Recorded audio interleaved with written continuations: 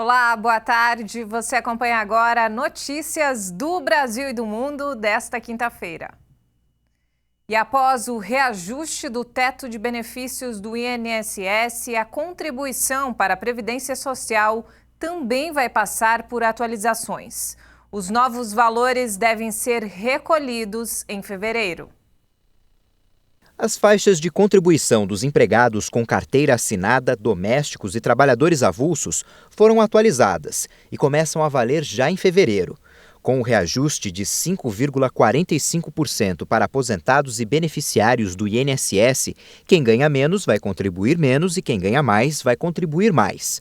Com isso, um trabalhador que ganha R$ 1.500 vai pagar 7,5% sobre R$ 1.100, que é o novo valor do salário mínimo, mais 9% sobre os R$ 400 que excedem essa quantia, totalizando R$ 118 de contribuição.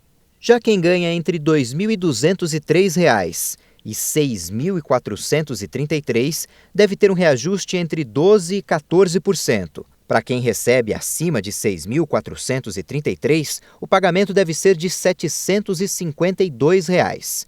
Cerca de R$ 39 a mais em relação ao ano passado. Isso acontece porque a colaboração é limitada ao teto da Previdência Social. E se houver reajustes dos salários durante o ano, também deve ter mudança nos valores por conta do reenquadramento nas faixas de contribuição. As fortes chuvas de verão e o clima quente dessa época do ano são propícios para a proliferação do mosquito Aedes aegypti, vetor de transmissão da dengue, zika e chikungunya. Por isso, os cuidados devem ser redobrados. Acompanhe na reportagem.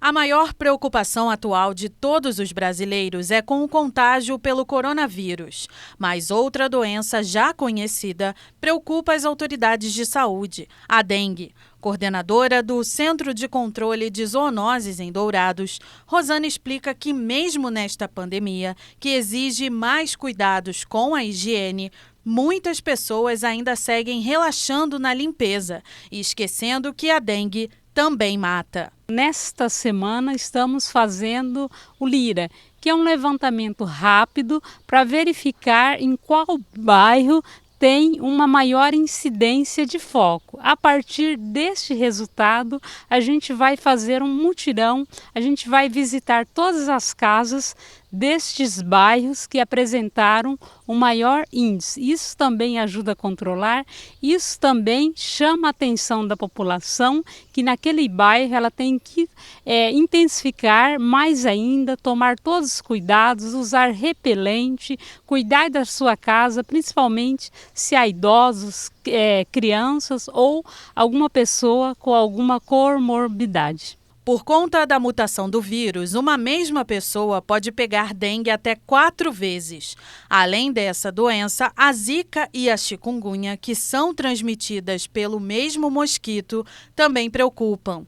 Em Dourados, as ações de fiscalização e visitação em domicílios dos agentes de controle de endemias do CCZ deverão ser intensificadas nos próximos dias, já para conter uma possível alta no número de casos. Nesses primeiros meses do ano é preciso atenção por conta do volume de chuvas, que favorece o acúmulo de água e a consequente proliferação do mosquito Aedes aegypti. Por isso, cada cidadão deve estar atento ao seu papel, a começar pela limpeza do próprio quintal. Tem um carrinho de mão, a popular carriola, tem lata de tinta ou também na sua área comercial.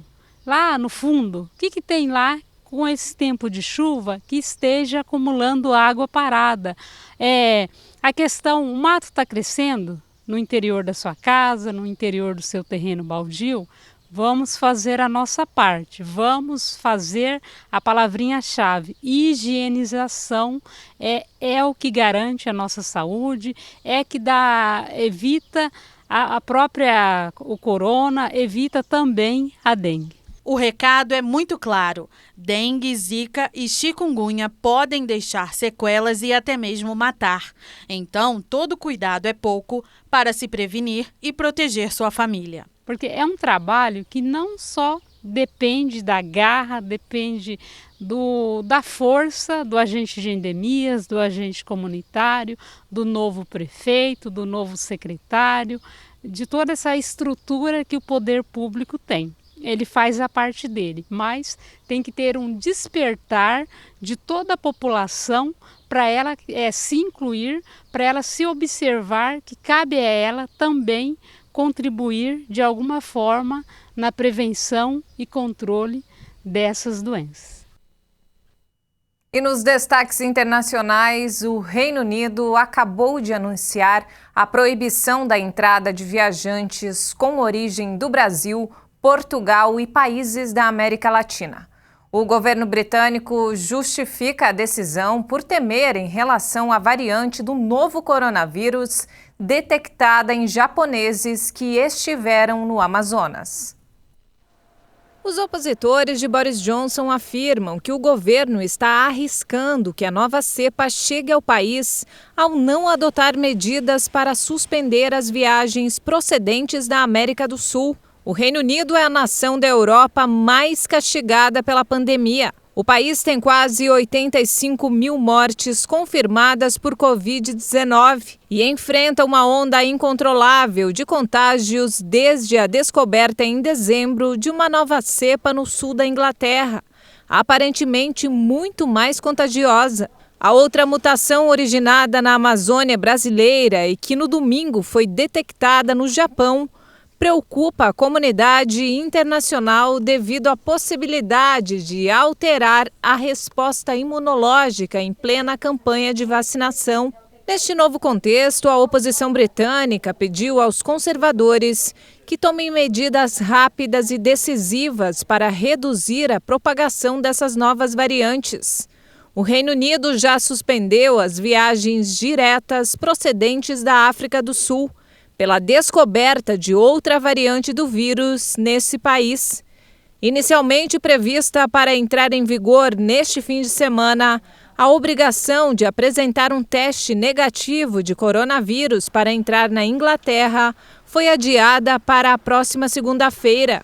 Já a Escócia começará a aplicar a medida na sexta-feira. E ainda falando sobre Europa, Portugal voltará a um segundo confinamento por causa da pandemia. As novas regras valem a partir desta sexta-feira. Após uma flexibilização das medidas durante as festas de fim de ano, o país viu o número de contágios voltar a bater recordes. Os comércios não essenciais, cafés e restaurantes vão permanecer fechados, mas, diferentemente do primeiro confinamento entre março e abril, as escolas continuarão abertas, assim como os tribunais e as igrejas. Excepcionalmente, os cidadãos poderão sair para votar no primeiro turno das eleições presidenciais em 24 de janeiro. Quem desejar poderá votar antecipadamente neste domingo. Todos os viajantes procedentes do exterior terão de apresentar exame negativo para a Covid-19 ao chegar ao aeroporto. Portugal se manteve relativamente pouco afetado pela primeira onda da pandemia devido a um confinamento total antecipado, mas encontra dificuldades para conter a segunda. Depois de uma campanha eleitoral marcada pela violência, Uganda vota nesta quinta-feira para eleger um novo presidente.